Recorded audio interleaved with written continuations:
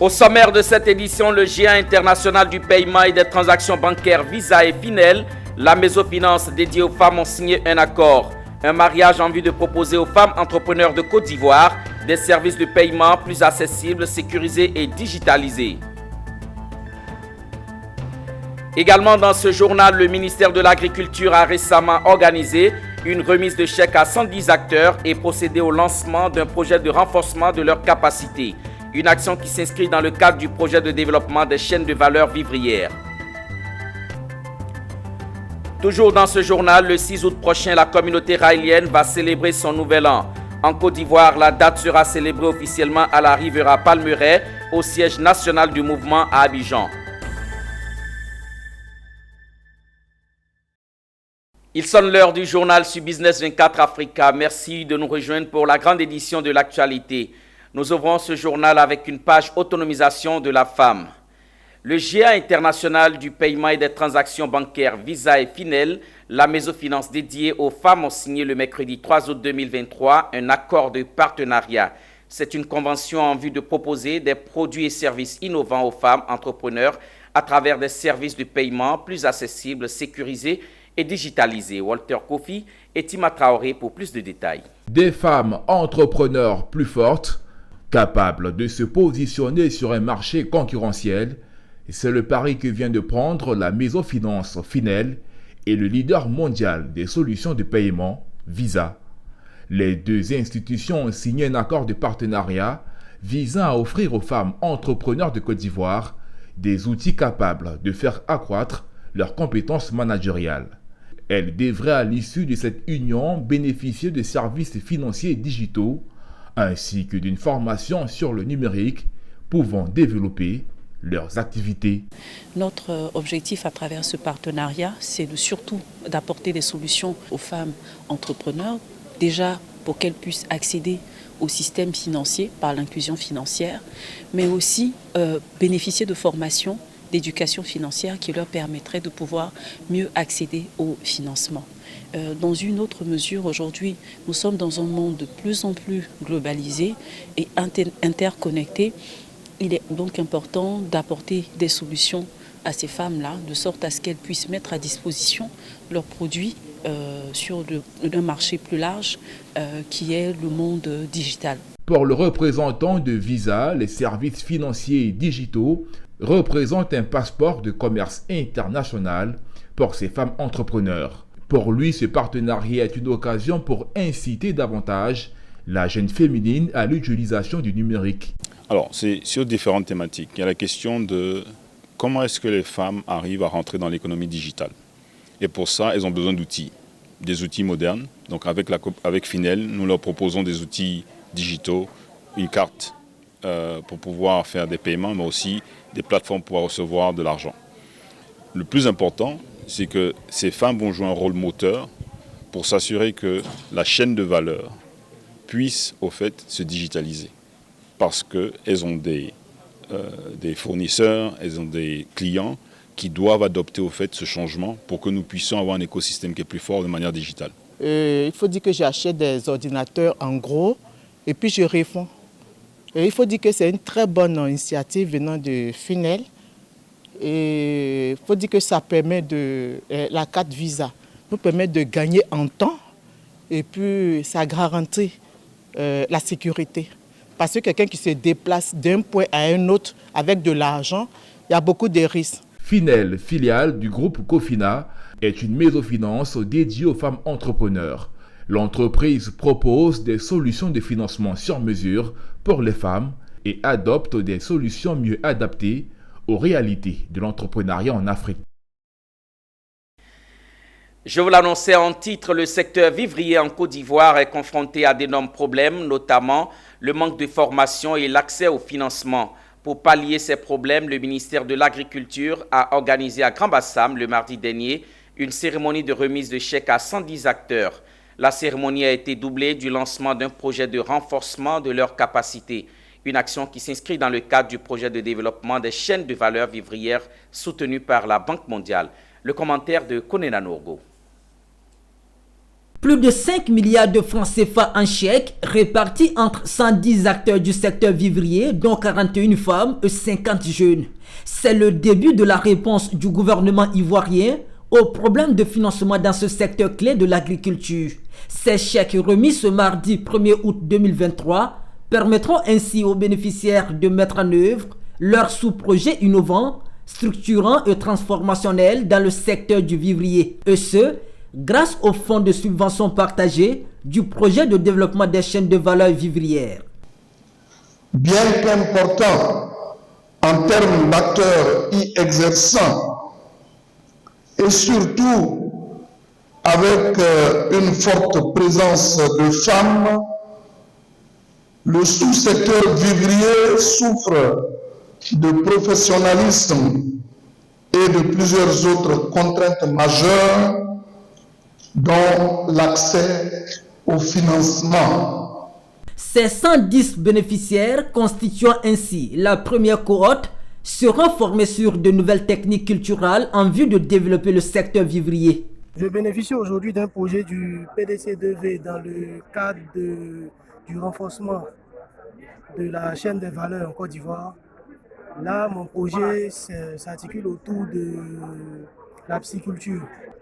Aujourd'hui, l'État de Côte d'Ivoire, avec l'appui de la Banque mondiale, au travers du PDC2V, nous apporte ce financement-là, qui va nous aider à améliorer, à accroître notre capacité de production. Cette cérémonie de remise de chèques aux acteurs du vivrier marque également le début du renforcement de capacité des bénéficiaires du fonds à coût partagé.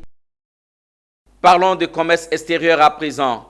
Le ministre du Commerce, de l'Industrie et de la Promotion des petites et moyennes entreprises a procédé au lancement des travaux du hub import-export sous la thématique « Acteurs du commerce extérieur dans un environnement mondial en constante mutation ».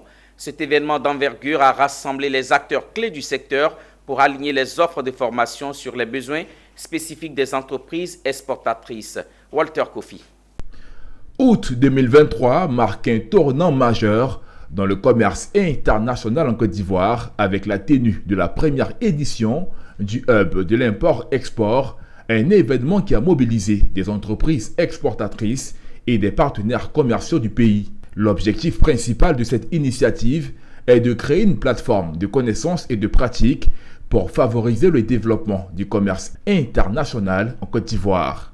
Une initiative pilotée par le ministère du Commerce dont le patron, le ministre Souleymane Diarra-Souba, a rappelé l'objectif de la Côte d'Ivoire d'exporter plus de produits semi-finis et de produits finis à travers la mise en œuvre de piliers de transformation structurelle de l'économie par l'industrialisation.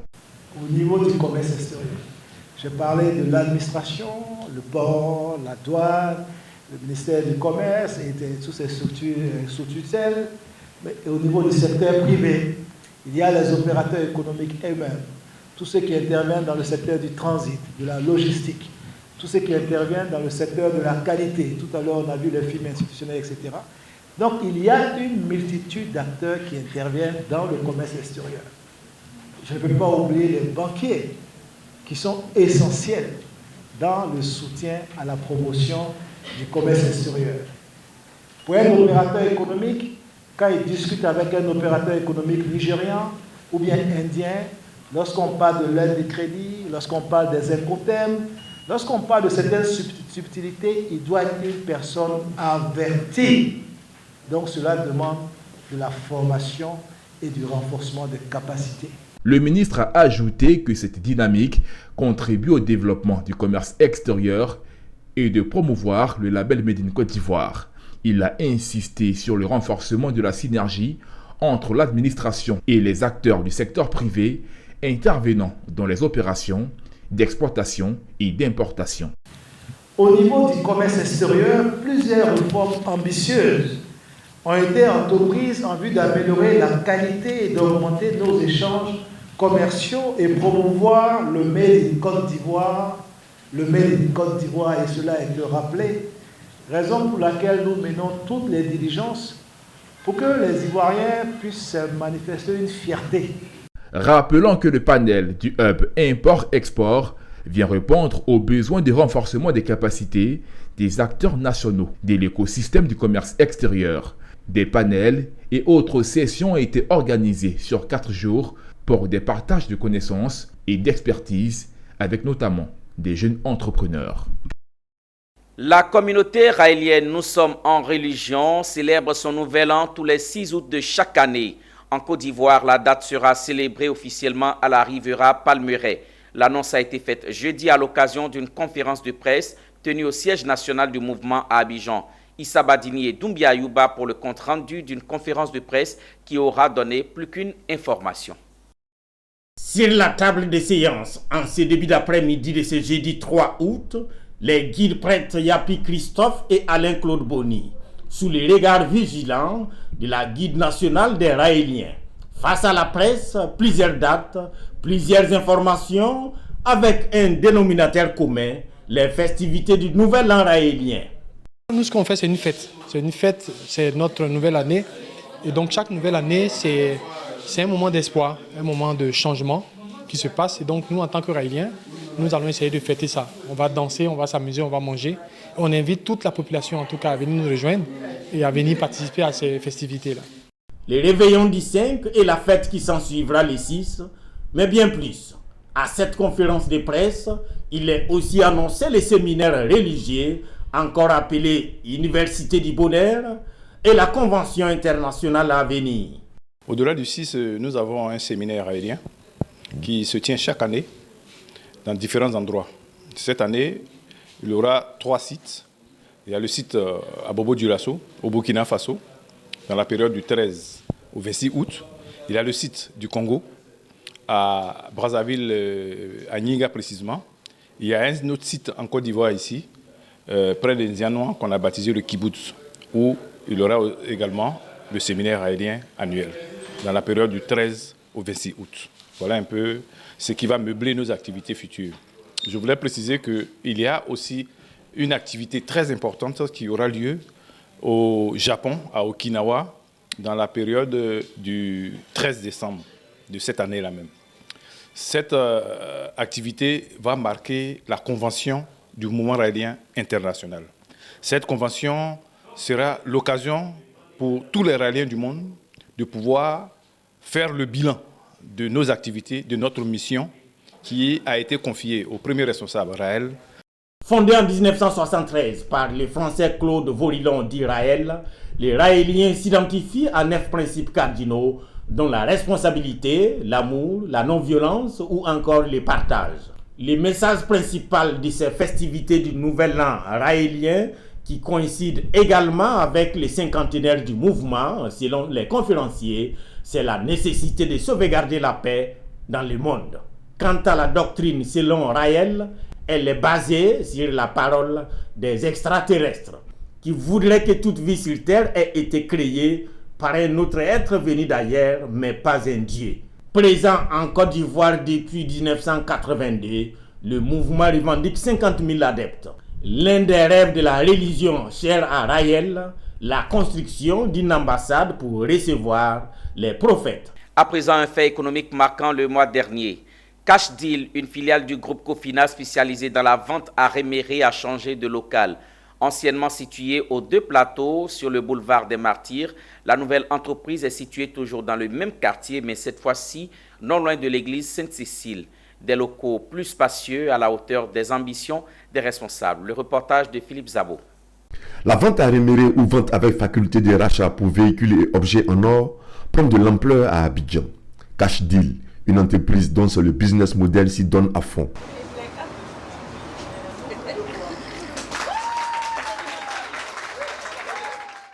Jouissant d'une belle et grande expérience dans ce domaine, Cash Deal a donc décidé de se rapprocher de sa clientèle, mais en lui offrant un cadre d'accueil approprié et agréable. Cash Deal s'est donc offert un nouveau siège de 10 pièces sur 2 niveaux.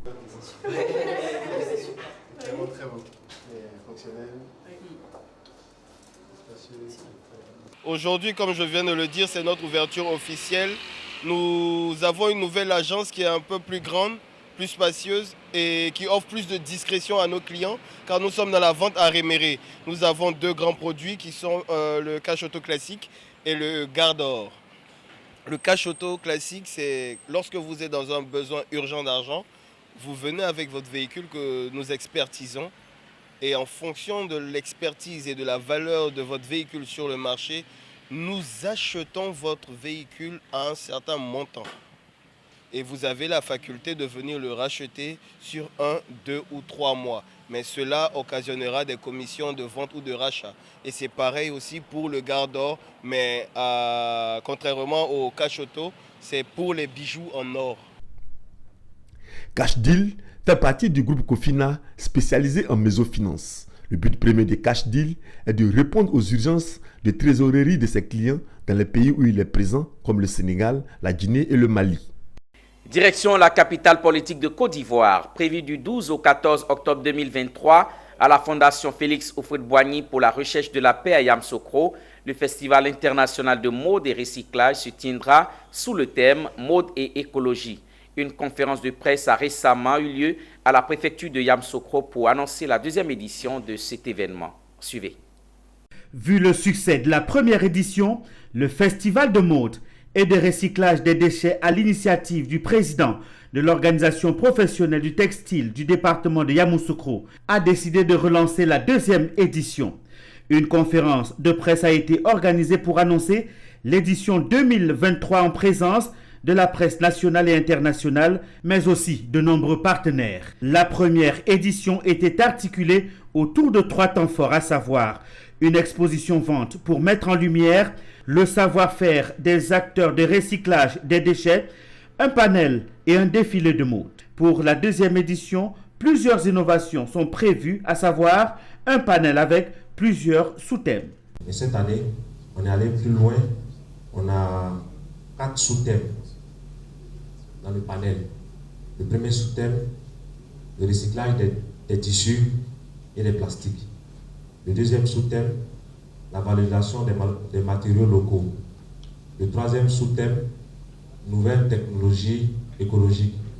Ce festival de mode et de recyclage des déchets a reçu les encouragements de certaines directions régionales, mais souhaite l'accompagnement plus concret et conséquent de bonne volonté car il aurait plusieurs activités au programme. Et cette 2e édition, on doit vraiment s'attendre à quelque chose de concret. Concret, quand je dis concret, c'est-à-dire on va faire du corps à corps.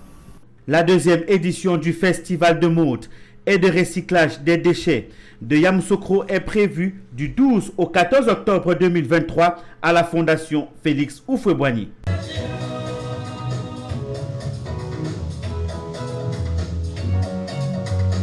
Toujours à l'intérieur du pays, la Direction régionale de l'éducation nationale et de l'alphabétisation DRENA a organisé la 6e édition de la journée régionale de l'excellence et du mérite de San Pedro. L'événement s'est déroulé le samedi 29 juillet 2023 à l'amphithéâtre de l'Université de San Pedro. Plusieurs prix ont été décernés à cette occasion. On retrouve Abel Kouaou et Michel Bro. La cérémonie a débuté par l'hymne national de la Côte d'Ivoire, suivi de la bénédiction par les guides religieux. Autre temps fort, le rappel des critères d'évaluation et la présentation des prix. La distinction des lauréats, au nombre desquels les meilleurs élèves des classes intermédiaires de la 6e à la 1re, les meilleurs élèves aux examens du CP, entrée en 6e, BPC et baccalauréat. Les lauréats aux concours nationaux et internationaux n'ont pas été oubliés. Les prix ont été également décernés aux meilleures structures scolaires, publiques et privées. Madame le ministre nous a mis en mission pour qu'on puisse faire en sorte que nos résultats s'améliorent, on fasse en sorte que nos collaborateurs se mettent résolument au travail. Bravo chers enfants, mais surtout, ne soyez pas jaloux les garçons. Bravo à nos jeunes filles qui démontrent qu'elles sont les meilleures. Je viens d'avoir le baccalauréat avec 307 points pour la série D. Je suis très heureuse pour les prix que j'ai reçus. Le secrétaire général de la préfecture de San Pedro, représentant le préfet de région, a félicité la DRENA et les lauréats. Je voudrais en tout cas féliciter la direction régionale de l'éducation nationale pour tous les efforts menés à reconnaître le travail accompli. Aujourd'hui, nous avons plusieurs enfants qui ont été primés, qui ont eu des prix d'excellence et autres, mais à ces enfants de demeurer dans cette dynamique. Il convient de souligner que pour cette 6e édition, tous les élèves, personnels administratifs, enseignants et autres acteurs de la région de San Pedro qui se sont distingués durant l'année scolaire par la qualité de leur travail et leur exemplarité ont été primés. Le ministre Adama Diawara de l'Enseignement supérieur et de la Recherche scientifique a effectué récemment une visite à la station de recherche Africa Rice. Le professeur Adama Diawara s'est imprégné des réalités de ce centre en charge de trouver des solutions durables pour la production en masse de riz de qualité pour les populations du continent africain. Le reportage est signé Emmanuel Bonzo. C'est une visite du ministre Adama Diawara pour s'imprégner des réalisations scientifiques d'Africa Rice. Cette station de recherche non loin de Bouaké est à la pointe des innovations et progrès pour le développement du secteur risicole en Afrique. C'est donc pour comprendre ses missions et fonctionnements que le ministre de l'Enseignement supérieur et de la Recherche scientifique a fait une immersion dans ce centre international de recherche sur le riz, une denrée alimentaire de base pour 750 millions de personnes en Afrique. Sur cette station, des travaux de recherche sont menés par des chercheurs dont les résultats sont utilisés tout de suite dans notre vie de tous les jours. En ce sens que c'est des variétés de riz qui sont mises au point, des variétés de riz qui résistent à tout ce qu'on peut appeler stress d'ordre hydrique ou d'ordre sanitaire lié notamment au changement climatique, mais également des variétés de riz qui ont un rendement assez élevé, ce qui est important dans un contexte, j'aurais dit, de difficulté d'accès aux terres. Donc les travaux qui sont menés à Africa Rice vont nous permettre justement à plus ou moins long terme d'arriver à cette autosuffisance en riz. Aux côtés du nouveau patron d'Africa Rice, Dr Babouka Mané, le ministre Diawara a noté les avancées notables réalisées par ce centre du riz dont l'objectif est de développer des solutions scientifiques pour assurer durablement la sécurité alimentaire et nutritionnelle du continent africain. C'est donc cette vision que le directeur général d'Africa Rice entend davantage mettre au service du continent afin de s'autosuffire en riz. C'est pourquoi la visite du ministre de la Recherche scientifique a constitué une réelle opportunité pour exposer le potentiel de ce centre de classe mondiale. En Afrique, le secteur agricole, il y a eu beaucoup d'avantages et beaucoup de développement positif, mais malheureusement, ça ne suffit pas. C'est à cause de ça que maintenant, il faut vraiment de nouvelles connaissances et de nouveaux partenariats pour qu'on puisse redoubler les acquis de ce secteur agricole. C'est à cause de ça que vraiment je pense que les expertises qui sont à Africa Rice là, assez diverses et assez des autres niveaux, si on combine ça avec les expertises au niveau local, surtout avec les différents agents et les différents départements du ministère de l'Enseignement supérieur et Recherche scientifique, je crois vraiment qu'on a beaucoup de possibilités. Au thème de sa visite, le ministre Adama Diawara a planté un arbre pour matérialiser son passage à Africa Rice, symbole d'une collaboration traditionnelle et d'avenir avec cette station de recherche dont les résultats vont de plus en plus impacter les populations, cela sous l'impulsion de son nouveau directeur général. Avant de refermer ce journal, rendons-nous dans le Gontougo. Le conseil régional a tenu le week-end dernier la dernière session de sa mandature 2018-2023. Elle a été marquée par la présentation des réalisations au bénéfice des populations et la présentation du plan de la maquette du futur siège qui est en construction. On voit tout ça avec Anissé Kouadio, notre correspondant régional.